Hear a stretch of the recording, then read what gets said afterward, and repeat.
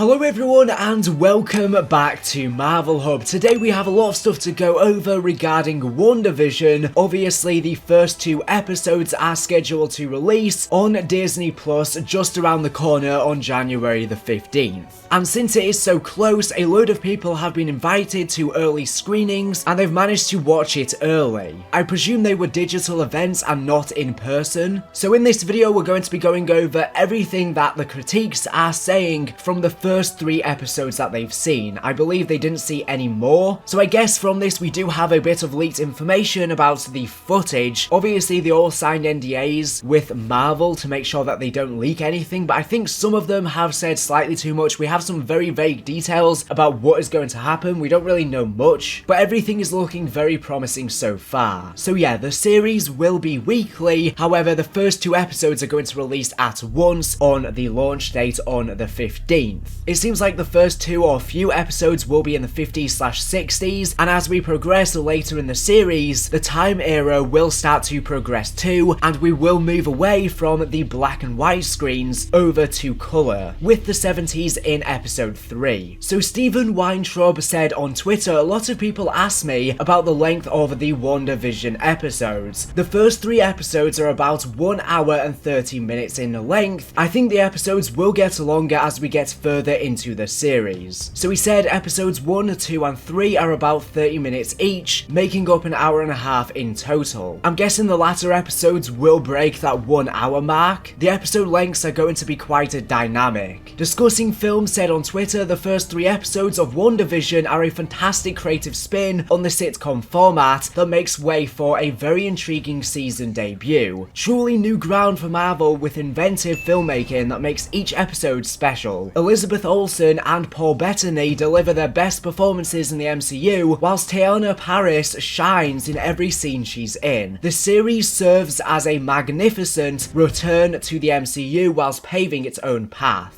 Eric Davis said, I've watched 3 episodes of WandaVision and have thoroughly enjoyed it. Truly unlike anything Marvel Studios has done, it's light, funny and fully committed to its retro sitcom inspirations, but it also carefully sprinkles in enough mystery and intrigue to keep you guessing. Fans wanting big action screens may need to adjust their expectations, at least early on, but the beauty of this format is it allows room to hang out with the characters and revel in the weirdness on display without a story that's relying too heavily on rushing to its next major battle. His favourite performance is from Paul Bettany thus far, who is just glorious and goofy and seems to be having the best time. If you were to look at the complete story as 3 acts, it feels, at least to me, like the end of episode 3 is the end of act 1. Can't wait to watch more. Charles Murphy said on Twitter, I was incredibly fortunate to get a chance to check out the first 3 episodes of WandaVision. My non-spoilery reactions to what I saw follow in this thread. After a year in which they were absent from theatres and streaming services, WandaVision serves notice that Marvel Studios is back in 2021. I found myself caught off guard more often than you think. In parts, it's exactly what we've been told it is. It's also more than that. Olsen and Bettany are charming, hilarious, and work perfectly off one another. There's real magic here between these two, and it's at its best and most noticeable when they were in front of the live studio audience. However, as the series progresses, the couple continues to become aware that there is something not quite right about their idyllic existence. What's brilliant here is the audience is left to ponder the mystery alongside the unusual couple. There's no sense of dramatic irony here. Each episode leaves both the characters and the audience in suspense. So it seems like most episodes will conclude with a cliffhanger. Feige, Shackman and Schaefer deserve a ton of credit here. They don't just pay lip service to trip through the decades, they pay every effort to ground them in that time period. The audience's reactions, the camera work and lighting, and even the cultural sensibilities are on point. WandaVision is the perfect way for Marvel Studios to reintroduce itself. Whilst we know this series is destined to turn into a fully fledged spectacle, the time spent with these characters in the intimate setting of these shorter episodes is time well spent. Perhaps the real treasure here is the discovery of Bettany as an A+ comedic actor. We see him do it all from corny jokes to slapstick physical bits, and he pulls it off effortlessly. Olsen's range as an actress is on full display. Like Bethany, she's essentially playing a different character in each episode, but it's her ability to relay that feeling that there's another part of her just out of her own reach that sells her performance. She's simultaneously elated and terrified, in control and fighting to keep it, hilarious and tragic. Olsen is a gem. Comic fans and MCU fans alike will find references and Easter eggs galore in every episode. The creators have cleverly integrated 1980s comics, modern comics and MCU specific events into the show, and we will be sure to cover all of the Easter eggs here on the channel, so make sure you are subscribed when it releases. WandaVision is something you've never seen before, but it accomplishes that by taking you places you've never been before and playing with your notions on what should happen there. If this is what Marvel Studios TV is heading to, we're all going to be very happy for a long time. Mike Ryan has also revealed the subplot on Twitter. He says, "It's like WandaVision was specifically made for me. Each of the 3 episodes I saw fully captures and rarely deviates from the tone, humor and dialogue from a classic sitcom. Catherine Hahn as the nosy neighbor is incredible, though I do wonder what people will make of this who don't have a working knowledge of, say, Bewitched, like the B-plot of one episode is Vision accidentally swallows gum. Literally every sitcom character facial expression Catherine Hahn makes is a gift." So yeah, there's going to be a lot of other references to these other previous sitcoms, so if you haven't seen them, it's going to be a little bit different. Elizabeth Olsen has also teased Wanda's development into Scarlet Witch. She said, "What I have loved exploring with her development is developing her into a woman." Olsen said it was fun to play her at first, without the angst in the beginning, and morph that angst into grief, and then into accountability, and then into all of the things we have to deal with after trauma. It's just been so fun having multiple ways of exploring her experiences and then getting to burst the doors down with this show. The series is a blend of classic television and the Marvel Cinematic Universe, in which Wanda, Maximoff and Vision, 2 superpowered beings living idealized suburban lives, begin to suspect that everything is not as it seems. Marvel's Kevin Feige also says that WandaVision helps justify his Nick at Night obsession. He said, "I feel like I've justified all of the time I spent playing with action figures in my backyard. All the time I spent watching Nick at Night and old TV shows I haven't justified yet. This show is helping me do that." He said, "You enter a sitcom episode with the understanding it's going to make you feel good and it's going to be okay at the end. I love TV and watched far too much of the Dick Van Dyke Show, and I loved Lucy and Bewitched and everything. We go up to the Modern Family and The Office style. They talk to the camera, shaky camera, documentary style. So the style is going to transition from the past with the Dick Van Dyke Show, I Love Lucy and Bewitched, and then as we progress through the era to modern day, they're going to be more similar to Modern Family and The Office. It's going to be a nice mix-up, and this is going to be one of the most unique things we see." WandaVision's director also says that Scarlet Witch has suffered the most in the MCU. He said, "Wanda is probably the person who has suffered the most of anyone in the MCU," Shackman explained. And so the show is always grounded in that, even though what you see are faithfully recreated television shows, there's a lot more going on than meets the eye. Obviously due to all of the trauma she's suffered, and with Vision dying, it's created this, basically like this hallucinated realm with her powers. So a few other things that people have said from their first reactions of the first few episodes. So let's recap here, and a huge thank you to LWB Doherty over on the Marvel Spoilers Reddit for collating all of this. Rodrigo Perez said, "Just cause it's unique to the MCU doesn't mean it's good. It's fully committed to resembling a bad cheesy 50s sitcom purposefully, a boy kinda slog. I believe it will get good. There are some small but powerful hints at major emotional trauma / grief for Wanda, but the first 3 episodes are just goofing around with sitcom tropes and laugh tracks to stuff not very funny or compelling." So yeah, that's kind of a bit of a negative review, but the episodes are going to get a lot better. He said, "The problem is if I were to be able to see the entire thing or experience it all in context, I bet I would like it because I could see full story. But man, is it going to be trying for some audiences to sit through the sitcom silliness for a few weeks, waiting for the actual story to start. This is the real story, the meat of it, and where it all began, I believe, the backstory to all of that, but it's built with uncertainty up front. It is sort of disheartening to see people love it whole scale no matter what, but I guess this is to be expected. Also guys, why can I still like something and be honest about it? In my opinion, it's a bad way to present the show, but given spoilers etc, I guess I can see why they did it this way. This is obviously true for a lot of TV or anything you have to review, that you don't get to see the full thing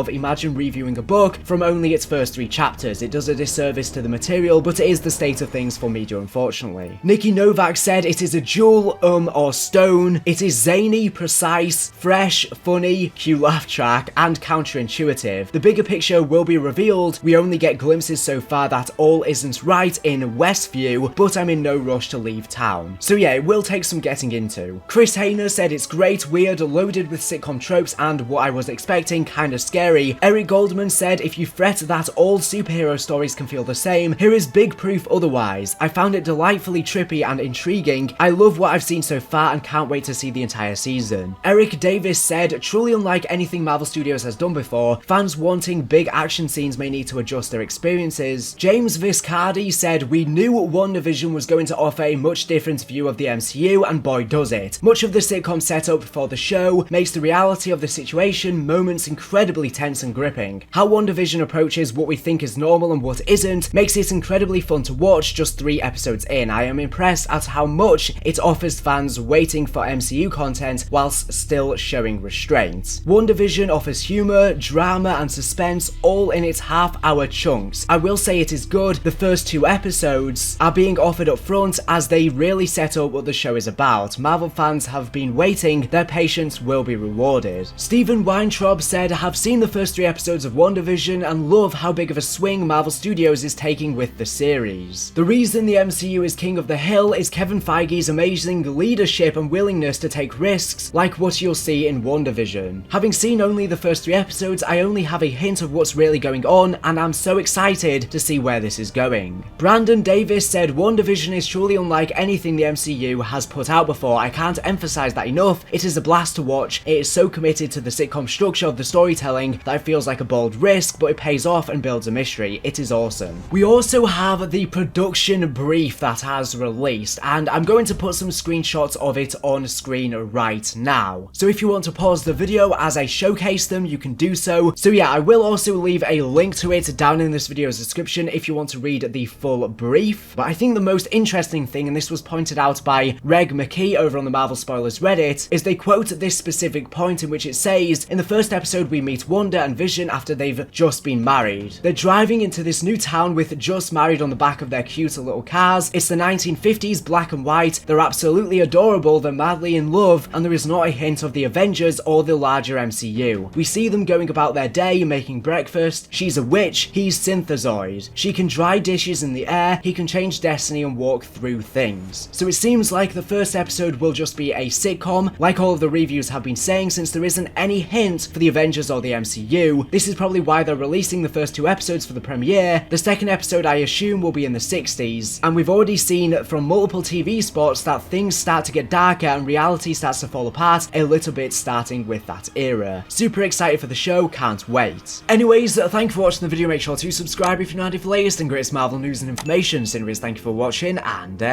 bye.